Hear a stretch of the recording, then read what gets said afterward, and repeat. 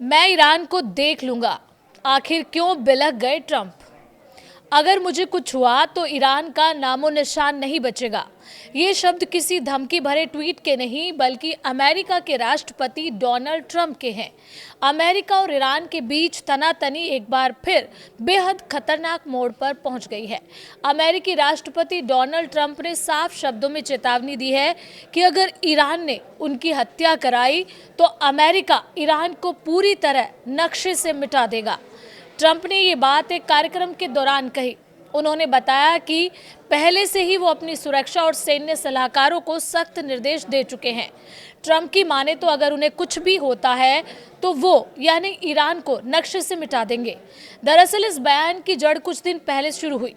Donald Trump ने Iran के सर्वोच्च नेता अयातुल्ला अली खामेनेई के करीब 40 साल पुराने शासन को खत्म करने की बात कही थी। इसके बाद ईरान की तरफ से ट्रंप को सीधी चेतावनी दी गई। ईरान के सशस्त्र बलों के प्रवक्ता जनरल अबू फजल शेकारची ने कहा था, अगर हमारे नेता की तरफ किसी ने हाथ भी बढ़ाया तो हम न सिर्फ उस हाथ को काट देंगे बल्कि उनकी पूरी दुनिया में आग लगा देंगे। यहीं से ये बयानबाजी और ज्यादा तीखी हो गई। ट्रंप ने पहले भी कहा था कि अगर ईरान उनकी हत्या करवाता है तो अमेरिका ईरान को पूरी तरह खत्म कर देगा। इस बीच ईरान के राष्ट्रपति मसूद पेजिकिशियान ने भी अमेरिका को जिम्मेदार ठहराया। उन्होंने कहा कि ईरान के लोग जिन मुश्किल हालात से गुजर रहे हैं उसके पीछे अमेरिका और उसके सहयोगियों की दशकों पुरानी दुश्मनी और कठोर प्रतिबंध है। उनका साफ कहना था कि हमारे सुप्रीम लीडर के खिलाफ कोई भी हमला ईरान के खिलाफ पूर्ण युद्ध माना जाएगा। तनाव तब और बढ़ा जब ट्रंप ने पॉलिटिको को दी गई एक इंटरव्यू में अयातुल्ला खामेनेई को बीमार व्यक्ति कहा और आरोप लगाया कि वो अपने देश को सही तरीके से नहीं चला पा रहे हैं।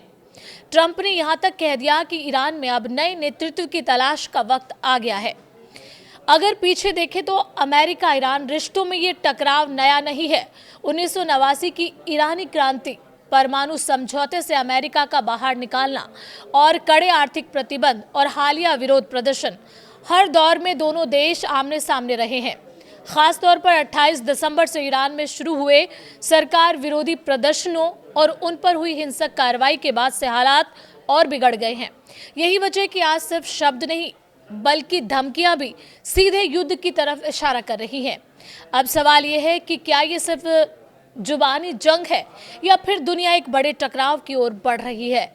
आपको क्या लगता है? आप अपनी राय कमेंट के जरिए बता सकते हैं और वीडियो पसंद आए तो लाइक करना बिल्कुल ना भूलें।